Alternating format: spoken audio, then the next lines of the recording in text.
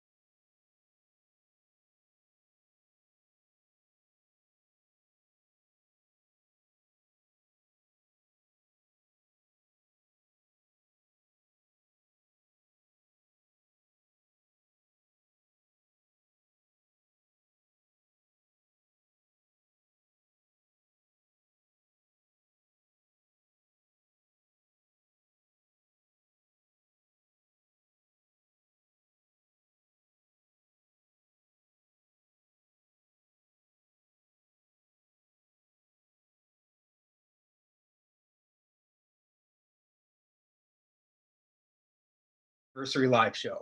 I have an important announcement to pass on from the people putting on this virtual performance. To best enjoy the show, we recommend you select one of the 3 little dots on the top right-hand corner of someone's Zoom screen and select Hide Non-Active Participants.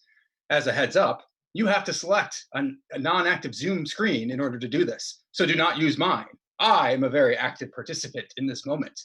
We also recommend gallery view or selecting active speaker. If you're not part of the show, please turn your camera off and keep your microphone muted for the duration of the performance.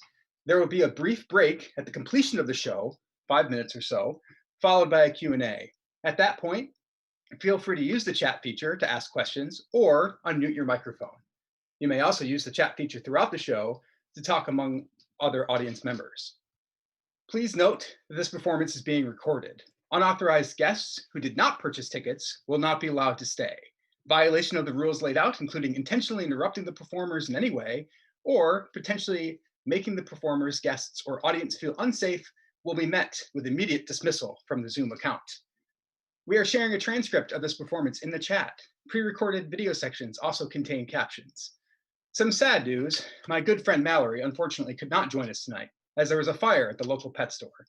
Mallory is fine, the animals are fine, and she passes on her sincerest regards. One of Mallory's foul-mouthed friends will fill in for her during this performance. The live show has been formatted in 4:3 to preserve the vision of Dunkachino. Thank you, and enjoy the show.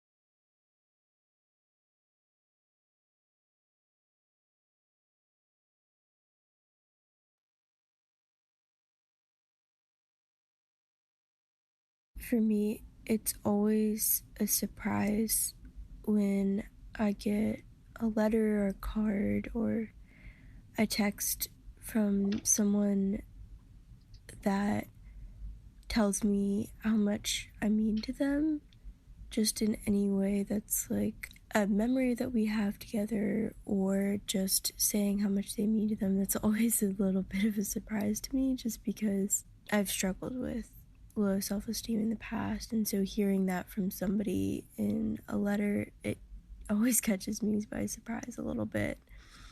Even if I know that person loves me, it's still a reinforcement of that love, and I think it catches me off guard, but I really appreciate it anytime someone just shows that they love me. It's just like, oh my god, you do care about me.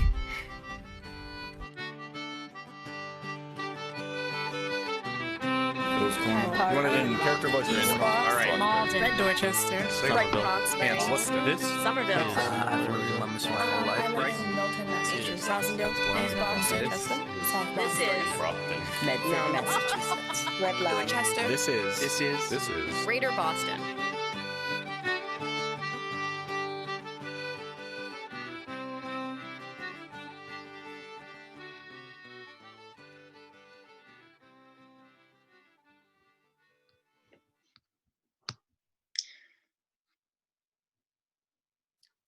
Another evening in Greater Boston begins. After all this time, the words out of Leon's mouth were a rote recitation of the obvious. Typical. He never was a creative man, even when he was still alive. At the terminal stations of the city of Red Line, machines reset, shutting down before powering back up, whirring back to their facsimile of life. Facsimile of life. Sigh. That was a cliche, and he very well knew it. What would he toss in next? Simulacrum? Verisimilitude? How pompous did he intend to get with this exercise? These machines have had a busy day, as they do every day. They have a routine they must follow, a schedule to keep. Yes. The robots are just like Leon, and Leon is just like a robot. Old symbolism, we get it. No, don't call me a robot. I'm not a robot. I hardly see the difference. I have feelings. I have memories. I'm a human. Ghost of a human. A human ghost. Semantics, my favorite. I don't like to be called a robot. Are you clear on the point of my efforts here? You're distracting me. I have work to do. Let me get back to it. By all means, tell everyone about the cheese robots and how different they are from you. They have a routine they must follow, a schedule to keep. It is programmed into them, hard written into their memory, the repository of algorithms to which they are beholden. Mm-hmm. March 20th, 8:11 p.m. Brian Brown has had a difficult week in college. He should be studying. Instead, he is partying. Another new character? Haven't we had enough of those already? And in Red Line South Station, Uriah Connolly is finishing up work at a brand new Pizza Ghost franchise that will open its doors for the first time on Monday morning. Uriah is the franchise owner and filled with pride in finally owning his own business after half a lifetime of assistant manager positions across half a dozen restaurant chains. Now, this I like. Pizza Ghost is, of course, a Legion subsidiary. Burn the midnight oil, Uriah. In Red Line Alewife Station, Bernie, the mail carrier, is finishing up his daily mail deliveries. After 8 p.m. on a Saturday? Doing mail delivery in Red Line is difficult and time-consuming, and Bernie is dedicated. Ding dong. Well, good evening, Wanda. And there's little Delilah. How are you this evening, Delilah? Ain't nothing good about evening. It's shit. It's a shitty evening. And now you're bringing me bills that I gotta pay, gotta send off my hard-earned money that I spent working at the bowling alley. That seemed good to you? Well, now, it's not all bills. Look, you got your Cat Fancy magazine, and you got yourself a letter. A letter? You stupid or something? Nobody sends me letters. Must be a scam. Says here it's from Michael Tate feller. Now, isn't he the guy I saw on TV? Got himself locked in an office? Same office. Funny that he ain't dead. Thought for sure. Lost $50 on that. He sent me a letter? You betcha. Got his name right here in the corner. Fine, give me the fucking mail. Absolutely. Here you go. Now get the fuck off my stoop, platform, whatever the fuck you want to call it. Sure thing, Miss McIntosh. Have a good one.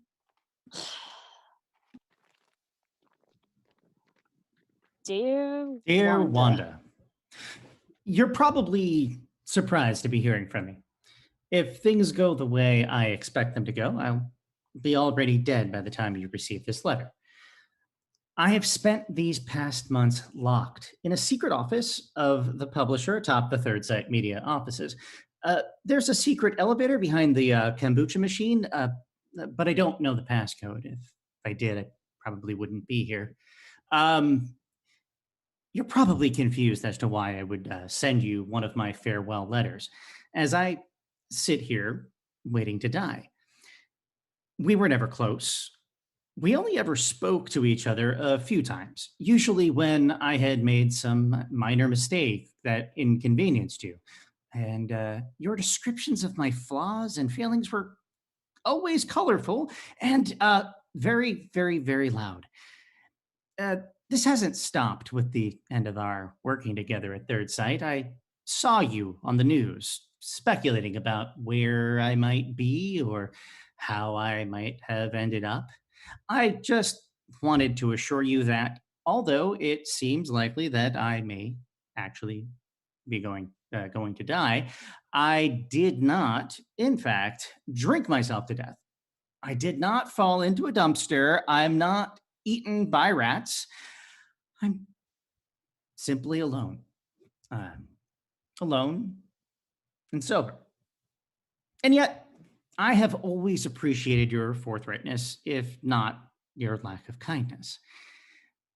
You are brutal in your summations of character of the people in your life, but it was brutality that washed harmlessly over me, unlike the unkind remarks of so many kinder people in my life. And I've genuinely wondered why that was.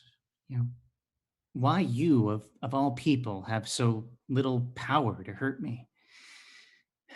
And I think I figured it out. For all that you can spare an unkind word for those around you, you are no less unkind to yourself. You are an unhappy person, and you are committed to maintaining your unhappiness. I think you take pride in it, or at least take comfort in letting go of the desire to change it. I expect most people would say that you are the source of your own misery and therefore undeserving of sympathy. And that would be fair. No one owes you any kindness, and you certainly haven't earned any. And yet, I still wish you happiness. If not for your own sake, then for the sake of everyone else around you. Who would benefit if you were to seek sharing your own misery with the world? But no, for your own sake too. I wish you happiness, Wanda. I want that for you. I hope you'll open yourself to the possibility of it. If I have not already been found, I hope you'll take a moment to alert the authorities that my body can be found in that secret upstairs office at Third Sight Media. And I love you, Wanda. Goodbye. Your friend, Michael Tate. Huh. Well, what the shit was that about? Jesus, mother loving Christ, this guy. What does he know about me? Happiness? Like there's ever anything to be happy about. I bet he's never even seen the inside of a bowling alley before. Or he wouldn't be going on about frickin' happiness. And what does that even mean? That I ain't earned any kindness? Like I'm some kind of bad person or something. I ain't no bad person. I go to church. What, because I say things how they are? That's a problem? Telling the truth is a sin now? Nah, lying. Lying is the sin. And who's the liar here? Me or the guy who says he's dying? But I seen him on my TV not 2 days ago. He wasn't dying. Probably just drunk. That's why he couldn't get out of the office. Too drunk to work a doorknob. Secret kombucha door my ass. Right? Right. Fucking Helgi. Oh, that reminds me. Christmas is coming. I ought to get Bernie a bottle of something. Maybe some of that Frangelico. Do Jews drink Frangelico? Or hazelnuts kosher? Yeah, whatever. He can drink it or he can shove it right up his ass. What do I care? Yeah, Delilah. I know his ass is real cute. So what? No, you like him. Shut up. Fucking cat.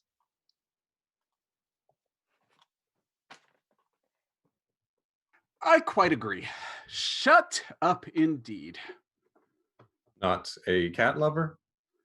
Hardly. I was actually referring to your good friend Tate. I much prefer him when he's quieter. I'm not the least surprised that Michael's good-hearted attempt to reach even the most difficult types of people displeases you. He seems to have sent many of these letters. Do you think he managed to send one to you? I sincerely doubt it. And why is that? It is difficult to address a letter to one who is dead. That didn't stop your brother. And if someone could send a letter while dead, someone should be able to receive one. Right, Mr. Stamatis? Michael doesn't need to say goodbye to me. He's done that already. It must frustrate you so much to come that close to your friend again, only to be forced apart. I tried to warn you, didn't I? I tried to tell you to slow down, but no. You had to rush right in and try to save him before... You accuse me of rushing. You are aware of what your greatest weakness is, right? Oh, please enlighten me. No. But I think I'll let Mallory do that. Who? Mallory. You know, the foul-mouthed 20-something Greek chorus. She's everywhere. Sees everything. You aren't familiar with Mallory, are you? She sounds vaguely familiar. Well, tonight, she, or a friend of hers, are recommending a Jane Austen movie adaptation to some friends.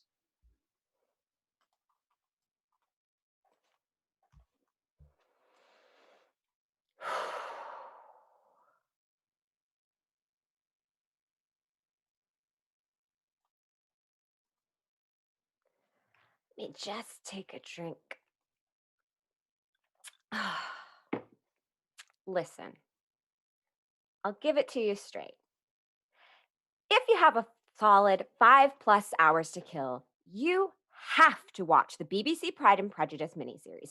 That's the good shit, the pure shit. Like, if the BBC miniseries was a potential beau, it would be an enticing ass gentleman with an absurdly large estate in Derbyshire and 10,000 pounds a year who would never ever dream of calling you merely tolerable. It's marriage material. Lock that shit down. But if you're in the market for a quick Jane Austen fix, then the 2005 movie adaptation should do the fucking job. This is the one with Keira Knightley as Elizabeth Bennet. It's the sexy, abridged Hollywood version of this story. It's a 2-hour treatise on hot people in Regency clothes, eye-fucking and dropping sassy one-liners. It's just scene after scene of Lizzie making witty jokes, dunking on Darcy, and occasionally staring at him with angry lust. But it's done so artfully, it has you practically gasping at fucking hand touching. Like, goddamn. But it's done like that fucking dance scene at Netherfield Hall. Shut the fuck up. 2 people doing dippy-doo old-timey dancing shouldn't have that much tension in it, but it fucking does. They could teach a class on professional eye fucking based on the performances in this fucking movie. This is the fucking world goddamn series of sexual tension. At its core, this is a story about a bunch of patriarchal bullshit. I mean, Mrs. Bennet is fucking obsessed with marrying off all 5 of her daughters because their goddamn home is entailed, which means this creepy little fucking dweeb, Mr. Collins, gets to have the place they've lived in their entire fucking lives when their dad dies just because he's a man and they aren't. Like, what the fuck? This is some fucking royal ass bullshit. Like, Mrs. Bennet is a batshit crazy disaster of a woman, but like, in a way, I get it. The only way she and her daughter will be safe and secure in this messed up world is if they shack up in holy matrimony with a good dude, preferably a rich ass dude. But my girl Jane Austen, she gets that this is all fucking ridiculous. Like, her books are an active critique of her bananas fucking society. And it's fucking magnificent. Like, their aforementioned crazy ass mom.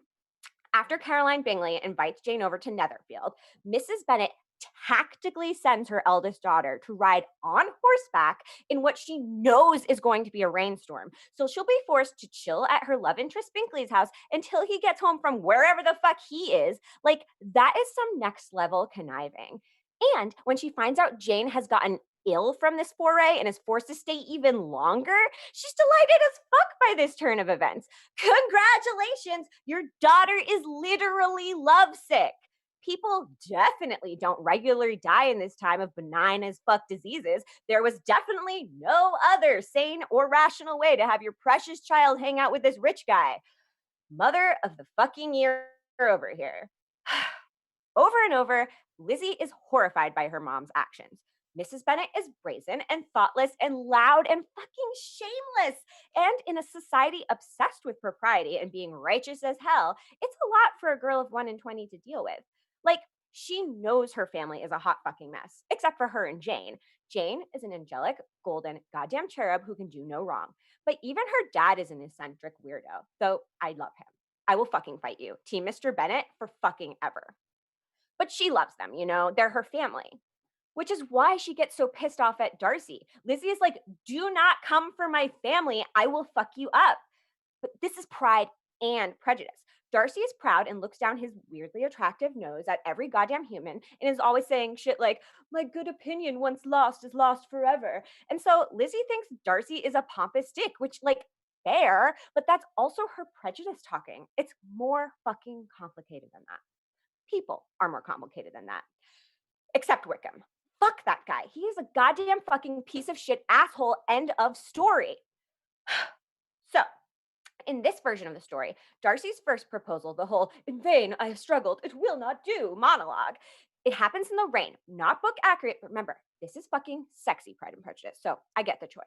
So there they are in the sexy, sexy rain with Darcy shitting all over Lizzie and her family. Like, he doesn't even clock that straight up insulting someone and telling them you like them against your better judgment isn't the way to a lady's heart. Like, lucky for us, though, it's prime time for angry eye fucking. Like, do you guys want to punch each other or make out? Either way, I'm here for it.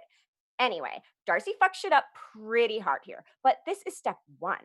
He has to become less proud. He's growing, he's learning. It's a journey.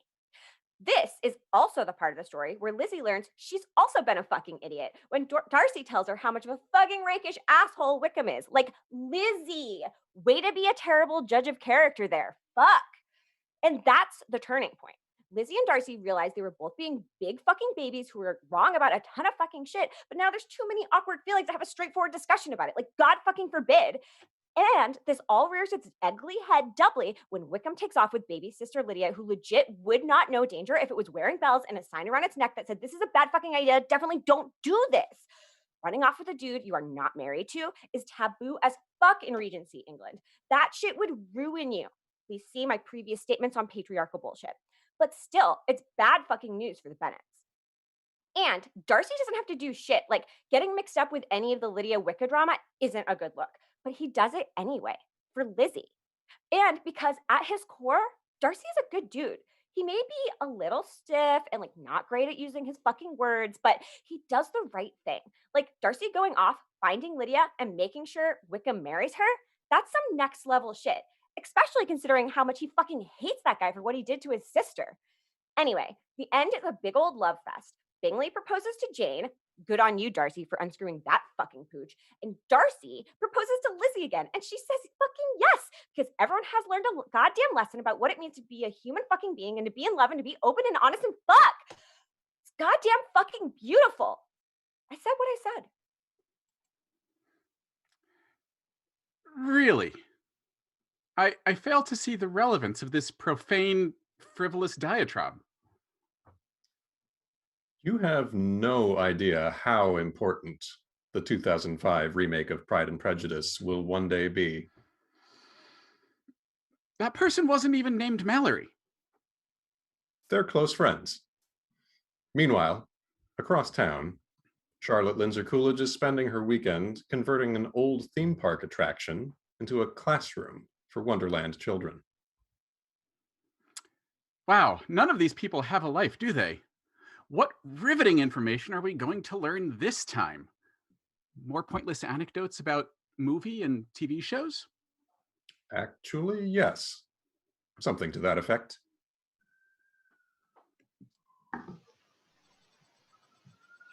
Looks like you could use a hand or two. I think I just about got it, actually. What do you think? Considering what this used to be, I'm firmly on the side of impressed. Can you believe it? It took forever to get rid of all the fake flames and lighting. What kind of nonsense is that? A disaster at the centerpiece of your amusement park? Used to be much more common than you think. The original Wonderland had something very similar, you know. I didn't know that. Why do you think that is? Same reason people slow down to take in a car crash on the highway. And the reason they still make disaster movies. There's something dark in the deeper parts of people that just wants to watch it all burn, I suppose. I mean, that seems to be Emily's whole policy plan, don't you think? You know what's really weird? I think they were living here. The Bespins? I found some old pieces of their mail, unpaid bills mostly, and a few other items that made me think they were using it as like their home. Isn't that something? Makes me almost feel bad for them, but I know I shouldn't.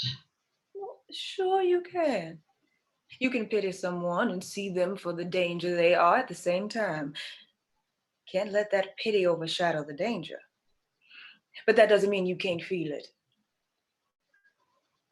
Did you feel it for me after our first meeting when I called you impractical? Did you have pity for me?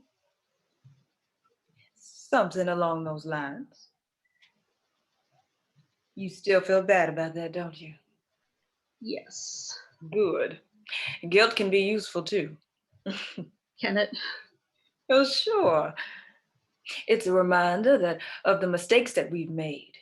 When you feel that guilt deeply enough, it can prevent you from making those same mistakes again. I hope so. How are you doing, Charlotte? I'm fine. Are you? Really? You sure? Yeah. I'm going to ask you one more time. I'm a mess. There it is. Let me ask you this, but I don't mean to sound too judgmental. Why did you let her go? The short answer is because she wanted to, and because it was good for her. She changed. She found a purpose, a drive. I saw this fire in her eyes that I hadn't seen for a long time, and I wanted to support her. The long answer is, well, complicated. I know. The last thing I wanted was Isaiah to head right back into Redline, especially with Emily running the rails.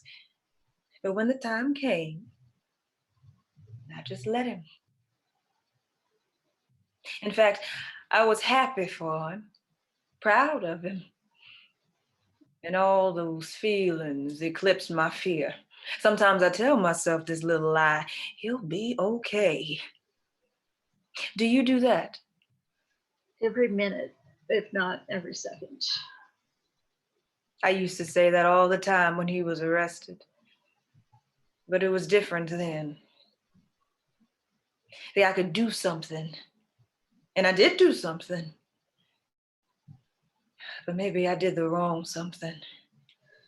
You did what you had to do. I hope you don't think I hold any kind of resentment over that. No, far from it. It just showed me how wrong everything was, even my so-called best intentions. Oh, I wouldn't care what you thought about it. I didn't care what anyone thought. In fact, I didn't even stop to think about how Isaiah would have felt about it. I just did it. Well, in a way, I made the same mistake you did. I reacted to a problem, but I didn't consider all the people involved. I think that's letting me off way too easy. And I didn't say it was a perfect comparison.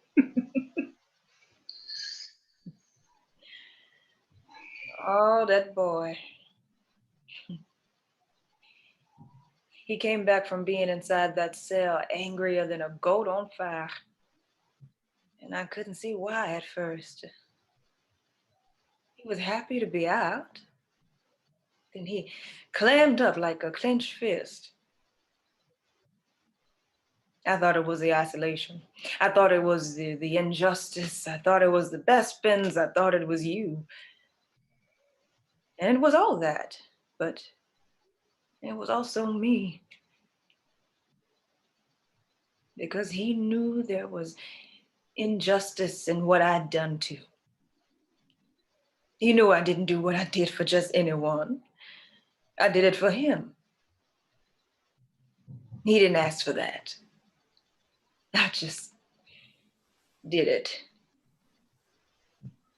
He knew not everyone had a bull-headed auntie out there running for mayor with a loud enough voice to shut down half the city. Well, they needed me too. So what should I have done, huh? Let him sit in jail and try to win a race I eventually lost anyway? Or risk everything to help him? I couldn't see the difference. What happened to him could have happened to anyone. So I used him as a symbol, turned it into my campaign. Maybe things would have been different if I didn't let my fear get the best of me. I don't know. I tell myself it doesn't matter all the time. That just might be another little lie. I wouldn't call them lies. They're just unfulfilled prophecies. I like that. When I dropped out of the race, Gemma and I had a huge fight, one of our worst. She didn't understand why I needed to let it go. And I got angry because at first she hated that I had done this at all, hated what it did to our lives. I mean, we were trying to raise a newborn, and here I was, mayor of Traintown. She tried to explain it to me, but I didn't really understand what I'd done had changed her too. And I threw that away without thinking of her, without understanding it would affect her at all, without even realizing it would. I didn't talk to her. I didn't think of her. I just did it. Yes. Which is why when she came to me and said she needed to go. You listened. You let her. Yeah.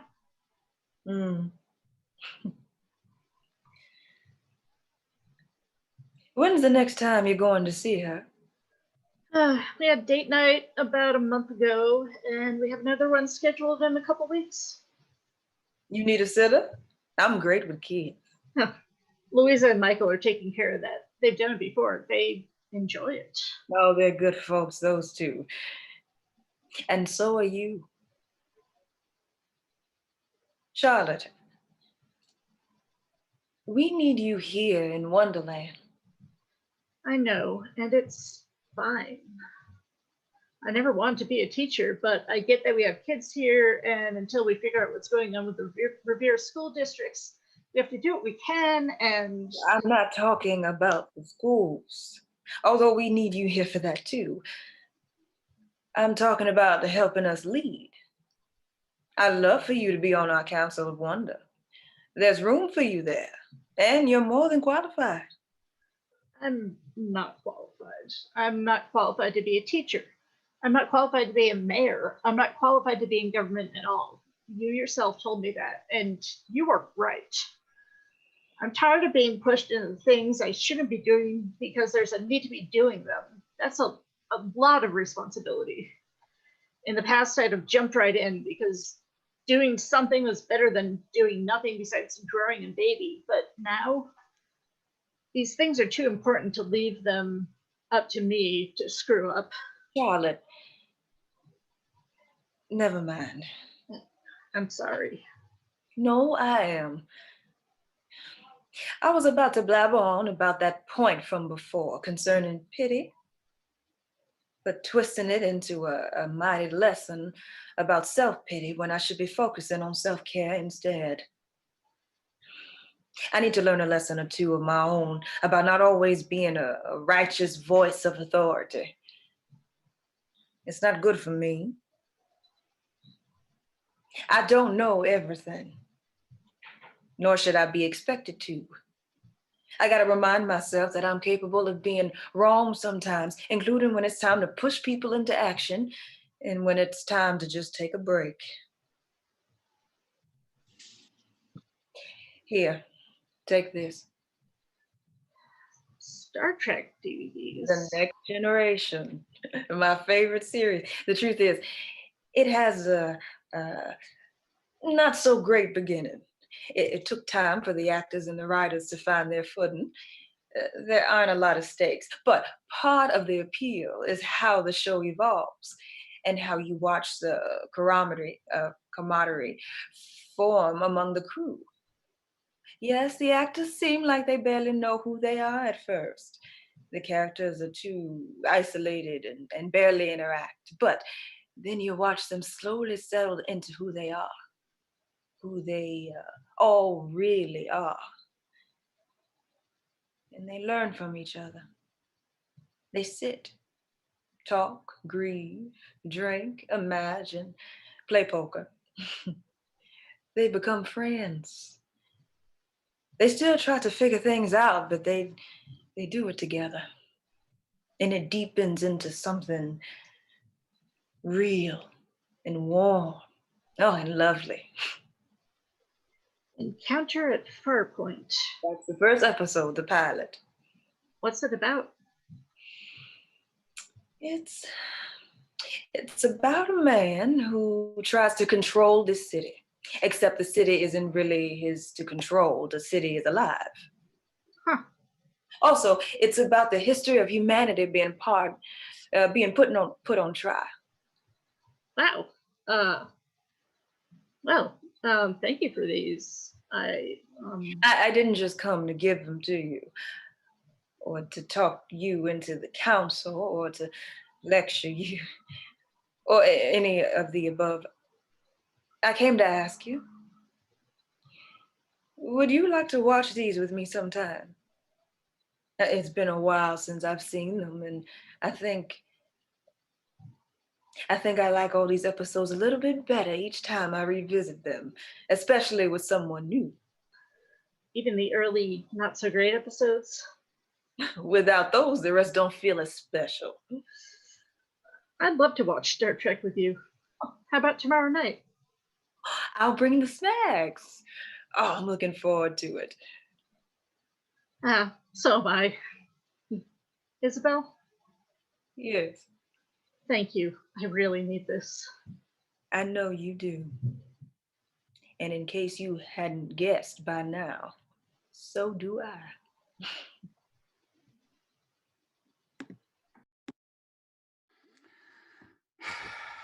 Speaking of needing something, I'm needing to get to the point of all this. What brings you back to these boring people and their useless little lives over and over again, Mr. Stamatis? Trust me, it's painful to an extent, constantly having so much information to wade through, but it's also important. All of it, even the seemingly pointless. Your failing to realize that might just be your undoing. And what about you? What will be your undoing? You already tried to get undone once. And how did that work out for you? Back in Redline, Bruce Bosley has finished scouting a wonderful new prospect for the yard goats. Oh, good. Baseball. The world's most boring sport. That'll liven up this evening for sure. Approaching Sabin Hill, Fisher Cat Field. Take me out to the ball game. Take me out to the crowd. Charming. Purchase me peanuts and / or Cracker Jacks. I care not if I ever get back. Fast foul, fast strike, fork. Strike out. Walker. Easy. Strike. Easy. Strike. Easy. Strike out. Excuse me. Too easy. 9. Martinez. Fast. Ball. Fast. First. Smith. Fast. Strike. Cutter. Bunt. Catch. Second. Out. Out. Nice one, Val. Irons. Fast. Valiance Johnson. Yes. My name is Bruce Bosley. I'm the Manager for the Red Line Yard Goats. I know. Look, I'm almost done. Can you just give me a minute? Oh, sorry. Sure. Take your time. Take your time. Thank you. 9. Martinez first. Smith double out. Play of the game there. Irons. Fast strike. Fork strike. Screw. Ball. You're better than that. Fork. Ball. Seriously? Fast strike. Out. Victory for the Fisher Cats. 9-0. Sorry, Mr. Bosley. Little post-game routine I go through. Committing the game to memory, or... Not memory, just a replay. You want to get better at something, you do it over and over. Well, I guess practice makes perfect. No, practice makes practice. Practice is good for throwing a more consistent pitch. Practice is good for being able to run faster and jump farther. But practice isn't playing baseball. If I want to get better at baseball, I have to play more baseball. Most people only ever play a game once, but me, I play them all twice. Gives me a chance to think through every decision, every distraction, every pitch as a choice among 1,000 other choices. It shows. You pitched a hell of a game out there. Yeah, I'm good at what I do. Look, can I help you with something? Well, you already know that I'm the manager for the Yard Goats. I'm out here recruiting and hopefully talking to my next star pitcher. Don't teams usually have scouts for this sort of thing? Yeah, when we moved from Hartford to Redline, well, most of the boys were excited to move closer to the Sox. And, bigger city, I suppose.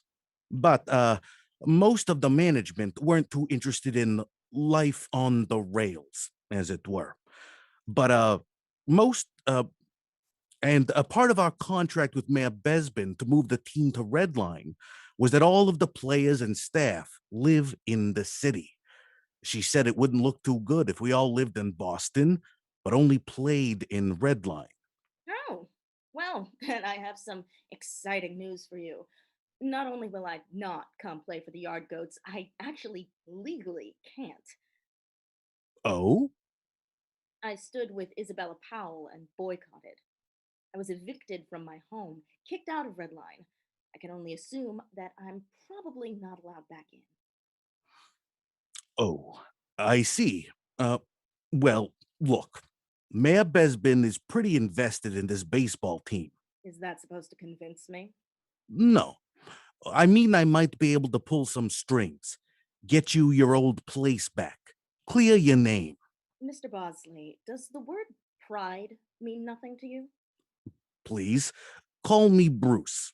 And look, I get it. You ain't exactly been treated fairly.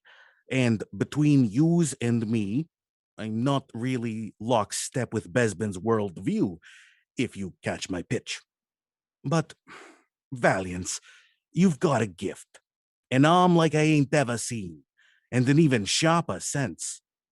You're playing baseball like it's 4D chess, while most of these galumpas are still pitching tic-tac-toe, 3 in a row, and you're out. I know I'm the best. And that's precisely why I won't come play the role of local MVP for Empress Besbin's bread and circuses. And so, you'll what? Do you see any other managers coming to CCSCCFC games? Do you see the majors knocking anytime soon? You gonna move to the Midwest and play fast pitch? I'm a baseball player, goddammit. So come play baseball. Valiance, they're funneling money into this thing. Besbin needs a win, and she'll pay through the teeth to get it. I can get you a good contract, your home back, and what's more, PR. Like I said, I ain't too keen on Besbin, so I retained total control over all Yard Goat PR efforts. And I know the Yard Goats weren't shit when we were in Hartford. Lord, do I know it. I was their coach, for Christ's sake. But when a team moves in, it's a chance to rebrand, a chance to change. And I've got the money, the backing. Lord knows Redline has the attention, but it ain't enough. I need a catalyst. I need the best goddamn ball player this side of the Adirondacks. I need you, Valiance.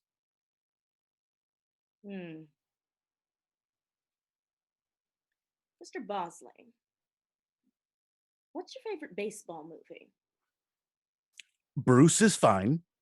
And my what? You heard me. Your favorite baseball movie. I mean, I guess Field of Dreams.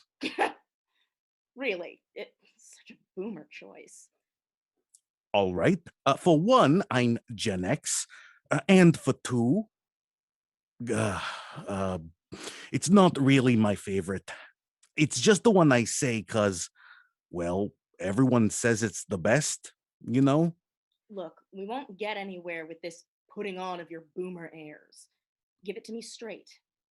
What's your favorite baseball movie? No cap. Well, no cap. My favorite baseball movie is Angels in the Outfield. The 1994 Disney movie with Danny Glover and Christopher Lloyd. And a young Joseph Gordon-Levitt, and Matthew McConaughey, Adrian Brody, Tony Danza. The cast is absolutely stacked. Look, we're on the level. You won't rat on me to the team. That depends. Fine. I cry every time when they all stand up and make the angel wings to give Tony Danza the confidence to win his last game. Oh, Jesus, I'm just getting watery just thinking about it. All right, that's a pretty good choice. If you'd said For the Love of the Game or The Rookie or some other old white dude movie, I would have walked then and there. But you're not walking. You want to know what my favorite baseball movie is, Mr. Bosley? I mean, it only seems fair. You remember that one with the black woman in the majors? The rookie picture, the up-and-comer who's taking the league by storm? 112 minutes of pure joy as we watch this woman prove that she's the best pitcher there's ever been, likely the best pitcher there ever will be. And you know my favorite part about that movie, Mr. Bosley? It isn't about how hard her life in baseball is because of who she is. It's just about how much she loves the game, and how good she is at it. Have you ever seen that one, Mr. Bosley? No, I can't say I have. Right. Because that movie hasn't been made yet. No, when I was growing up and I wanted to see someone like me playing baseball, I just had to imagine those games in my head. Mr. Bosley, if I come and play with the Yard Goats, I am not playing for you. I'm not playing for the team's new direction, and I sure as sugar ain't playing for Besbin's victory. I'm playing for all the little black girls out there. I'm playing for the movie I want made of my life. And what's more, if you sign me, you don't get me on your team. I get you on mine. You stand up for me. You do what's in my interests. And you keep Besbin and her political games out of my baseball. Oh, and I'm absolutely not one of the boys. Are we understood? Absolutely. And don't think for a second we're done with negotiations. If you're signing me and Red Line is flipping, I don't come cheap. Valiance, we're gonna make this worth your while. Bruce, I think this is the beginning of a beautiful season.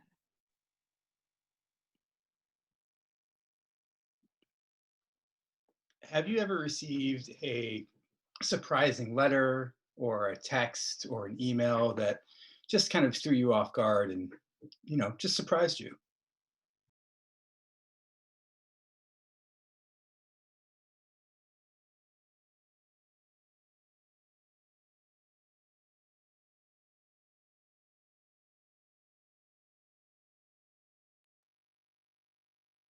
This is gonna sound kind of corny, but honestly, like, all of my college acceptance letters felt like such a major surprise. I live in cooperative housing. As part of this organization, it's got an office, and that office has a person who's available to help with mediation or talk about issues happening in any houses if necessary. Especially because one or two of them said, like, I was eligible for little scholarships. So it was my junior year of high school, and my sister and I were kind of friends with this kid who didn't have any friends because everyone said he was a creep. Years ago, my mom's friend, Jen, was visiting.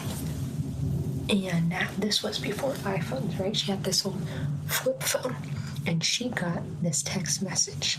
It said, "We made Chessie." So both my sister and my sister-in-law got pregnant in 2020 during the pandemic, and I live in a different state, so I was kind of left out of most of the updates on how things were going a lot of the time. I got an email from the office, from the mediator at the office, saying that she wanted to meet with me and discuss my side of issues happening in the house. And my sister went into labor unexpectedly quite a bit earlier than her due date. And so she was in the hospital, and I got a text kind of out of nowhere that all of that was happening while I was at work. Now, it was supposed to say cheese, wasn't it? Cheese, but it just said that one ECHESE, Chessie. One day he sent us an email asking if we would treat him like a baby, like change his diapers in between classes and stuff. That was kind of unexpected and a little bit terrifying because the reason it was early was because of some medical issues.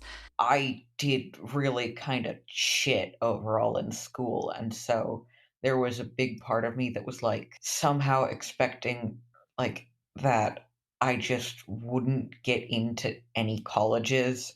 After that, my sister and I collectively decided to never talk to him again and avoid him at all costs. And everything's okay and the baby's fine.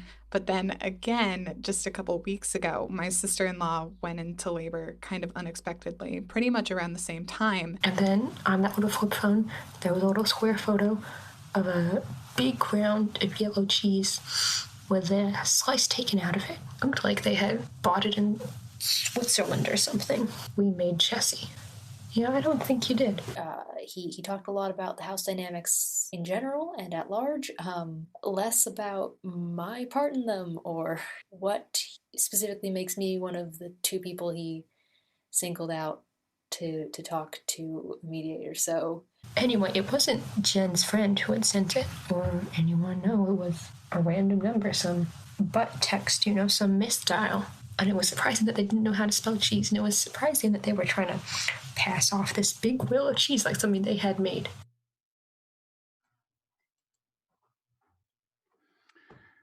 Wonderful. More dribbling insights from absolute nobodies. I challenge you, Mr. Stamatis. Explain to me how any of this matters to our little game. What advantage does it give you? It probably doesn't. But I will tell you this. The more information you have, the less you know. Is that a riddle? That seems mighty uncharacteristic based on what I know of you. What you knew of me. I've learned a lot since then, as have others, and that is what you fail to see. They're all riddles. Puzzle pieces. Every single one of them. But unlike puzzle pieces, their shapes are not fixed. Most of them work hard, trying to fit together, trying to fit next to each other, and it often doesn't work. The riddles can't all be solved. For the curse of life is that we're all alone. No one can know us more than ourselves, despite yearning for connection, searching for it, desperate for it. But sometimes the pieces fit together. A connection is made, a light turns on, the puzzle shifts. Clarity comes to the ones who are riddled. The pieces click into place. A pawn takes a rook unexpectedly. There is love shared between one misshapen puzzle piece passed to another. Speaking of which, Bernie the mailman is about to make his final delivery of the evening. Braintree Station, please be prepared to show your Charlie permit at all times. Who is it? It's your mail carrier, Officer Lindsay Coolidge. You couldn't just leave it at the P.O. box? No, ma'am. This stack had a special note requesting hand delivery whenever possible. Get in here. Oh, I wasn't quite done with my deliveries to that station, officer. Just Gemma. I'm a private citizen again, Bernie. Oh, I'm sorry to hear it. Sure as hell not. It's just the logistics of hand delivering a piece of mail in Redline are a bit of a nightmare. I don't know how you residents do it. First, you've got to know the whole schedule like the back of your hand, but then you've also got to remember which car number you live in. It's a hell of a lot of math to do this late on a Tuesday. You get used to it. The schedule is nothing if not a prompt these days. Sure it is, but even then you've only got seconds to get to the right car before the train leaves again, and you've got to wait hours until it comes back around again. Or try and hoof it to another station on foot. Yeah, the cardio is wonderful. So, what's this important note you have for me? Oh, yes, that of course. That Michael Tate fella sent a big old stack of these to the post office all at once with some very specific instructions. Wild what happened to him. Certainly is. Would you like anything while you're waiting for your next stop? I'm fine, ma'am. Thank you very much. I'll just wait right here and hop off once we get there. Don't mind me. Let me know if you change your mind. Got something around here. Dear Gemma. Gemma, I'm writing to you from what will likely be my deathbed, my death floor, I guess. Yeah, I really don't have the strength to make it back to the bed. So the floor is going to be fine for now. It's not quite how I saw myself going. You know, trapped for months inside of the publisher's secret apartment atop Third Site. But it's nicer than my place and a lot less full of squeezy stress balls. So at least there's that.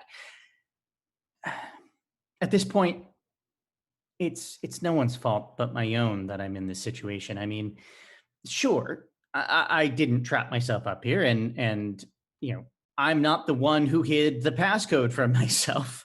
But I've had access to all the pneumatic tubes for all this time, and I'm only reaching out now when it's probably too late. Sometimes we're our own worst enemy in that way, don't you think?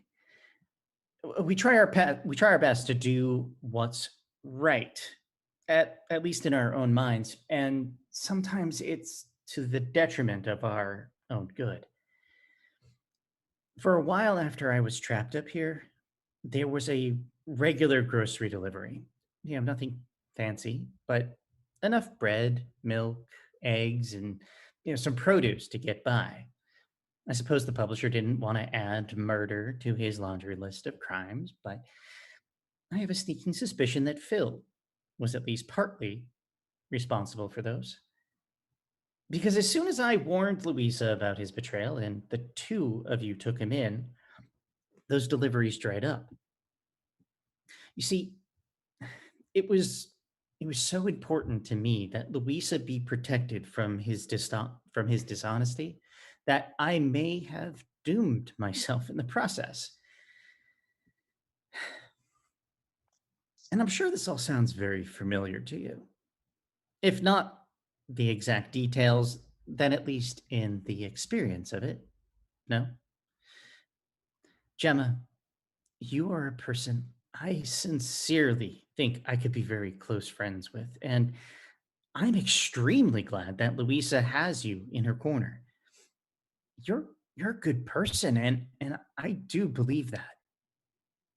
But sometimes your quest for truth and justice, when it comes to this city and the people living in it, your need to be absolutely right about any given situation stops you from being sympathetic at best, and at worst, it sees you dragging yourself and everyone else around you deeper into danger just so that you could say, "I told you so." I hope you take this to heart. Sometimes it's best to let sleeping dogs lie, because then you can focus on fostering the good in your life rather than constantly obsessing over the bad.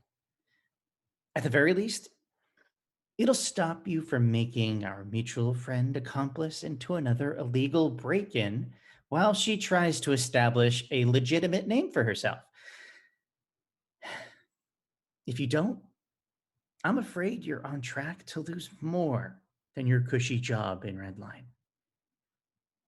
You're going to lose your friends and maybe even your family too.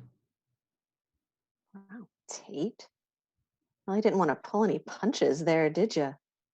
Just sat there, starving to death, using whatever last bit of energy you had to stab me in the jugular.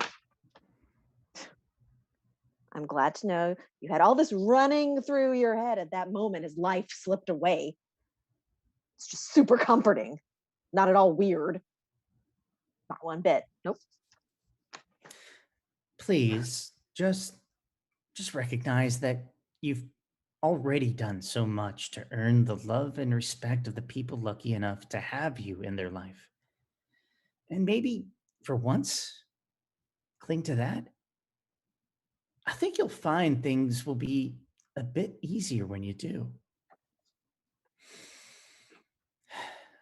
On that note, if I haven't already been saved at this point, I hope you'll at least find a way into the publisher's office at Third Sight so that this won't be my final resting place.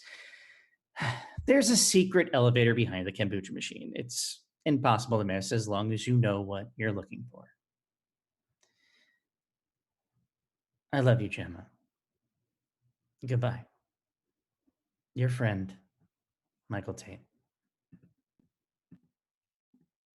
Oh, Something mighty illuminating in that letter? not really. I mean, nothing I didn't already know in the back of my head anyway. How many of these did you say you've delivered? I didn't. But it's been quite a few. You know, that shitbird Tate had spent half as much time worrying about his own health and safety rather than writing these little screeds telling people in his life how they're living wrong. We probably could have found him a whole lot faster. I'm glad the kid's all right. His heart's in the right place, even if he is a bit of a space cadet. I'm just happy he's safe. Me too, Bernie. Me too. Now approaching JFK/UMass.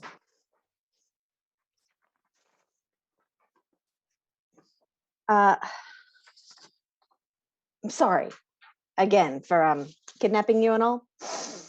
I'm not exactly the mayor's favorite the new mayor's favorite person these days, and I get kind of jumpy when people show up at my rail car unannounced. Say no more, Mrs. Lindsay Coolidge. Please, Bernie, you've known me long enough. You can call me Gemma.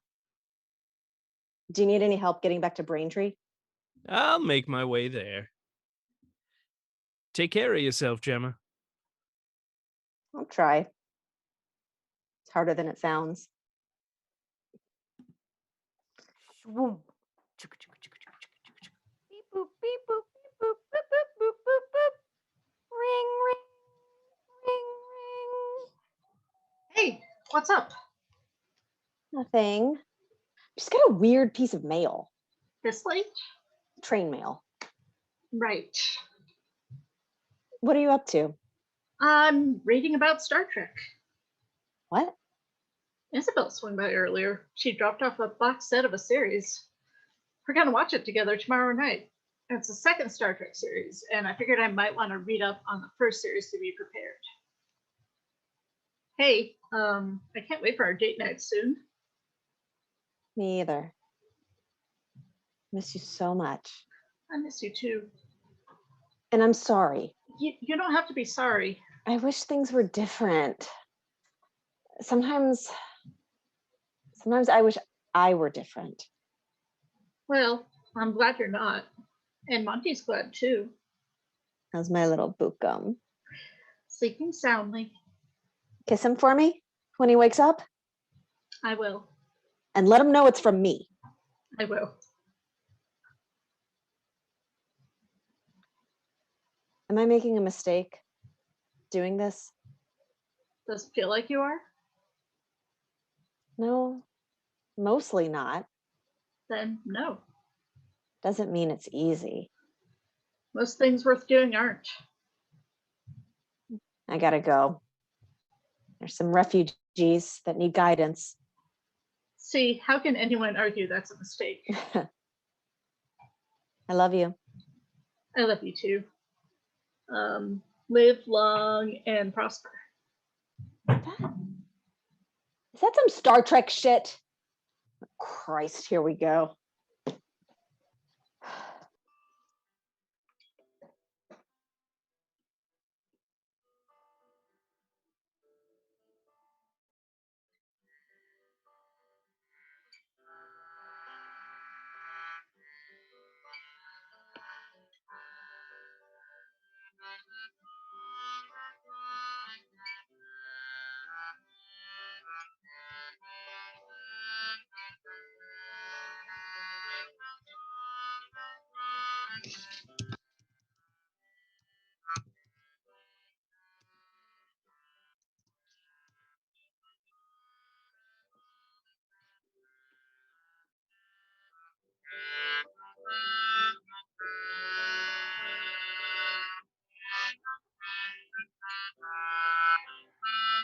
Greater Boston is created and produced by Alexander Danner and Jeff Van Dreason, with recording and technical assistance from Marck Harmon.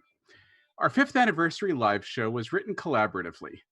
The Leon and the narrator transitions were written by Alexander Danner and Jeff Van Dreason. Letter to Wanda was written by Alexander Danner. Valerie on Pride and Prejudice was written by Jordan Stillman. Encounter at Farpoint was written by Jeff Van Dreason. From Fisher Cat to Yard Goat was written by T.H. Ponders. Letter to Gemma was written by Bob Raymonda.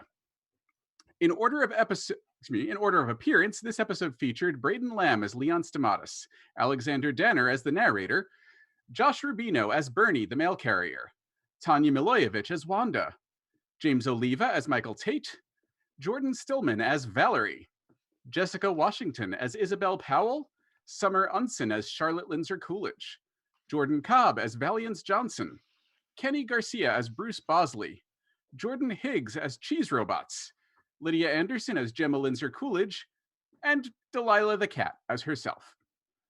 Special thank you to Jordan Stillman for supplying our human sound effects. Interview segments recorded with real Greater Boston residents. Wink. Charlie on the MTA performed by Emily Peterson and Dirk Tiede. Transcripts available now via the live show, but also later on greaterbostonshow.com. Thank you for coming and celebrating our 5th anniversary with us. We are going to take a 5-minute break, and then we'll be back for a Q&A with anyone interested in hanging out. If you leave, though, in the meantime, thank you so much for coming, and a huge thank you to our amazing cast and writers for helping us with this live show. We really appreciate it. We also really appreciate everyone for joining us, whether it's in the Zoom call or on YouTube. Thank you, and if you don't stay for the Q&A, have a wonderful evening. Stay safe and healthy. We love you. We'll be back in 5 minutes. Oh. And I apologize for forgetting that I was the one who was supposed to be reading the credits. It's okay. 5 minutes. We'll be right back.